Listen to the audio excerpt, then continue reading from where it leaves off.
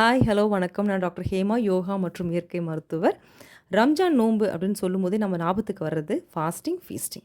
ஆனா, அத தாண்டி self discipline, self control, sharing, இறை வழிபாடு, திருக்குரான் படிக்கிறது, பொறுமை, உடல் ஆரோக்கியம் இது எல்லாத்தையுமே வலியுறுத்துறது தாங்க இந்த நோன்பு.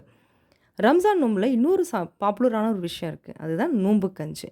இதில் அரிசி, பருப்பு, தேங்காய், வெஜிடபிள்ஸ், நான் வெஜிடேரியனில் மீட்டோ இல்லை சிக்கன் அந்த மாதிரி போட்டு மைல்டு ஸ்பைசஸ் எல்லாம் போட்டு இந்த லாங் ஃபாஸ்டிங்கை பிரேக் பண்ணுறதுக்காக ஒரு நியூட்ரிஷியஸ் ஃபுட்டாக செஞ்சு கொடுக்குறாங்க.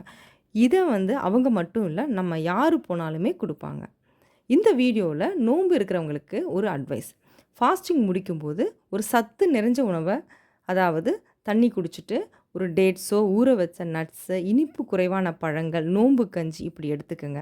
குறிப்பாக அதிக இனிப்புள்ள உணவு வகைகள், டீப் ஃப்ரை செஞ்ச உணவுகள், பேக்கரி ஐட்டம்ஸ், டின்னில் அடைக்கப்பட்ட உணவுகள், பதப்படுத்தப்பட்டுள்ள உணவுகள், கூல்ட்ரிங்க்ஸு இந்த மாதிரி இந்த நோன்பு இருக்கிற சமயத்தில் இந்த ஒரு மாதம் தயவுசெய்து அவாய்ட் பண்ணுங்கள். இந்த ஃபாஸ்டிங் உங்களுடைய பாடி, மைண்ட், சோல் எல்லாத்தையுமே ரெஜுமினேட் பண்ணுறதா இருக்கணுமே தவிர ஸ்பாயில் பண்ணுறதா இருக்கக்கூடாது.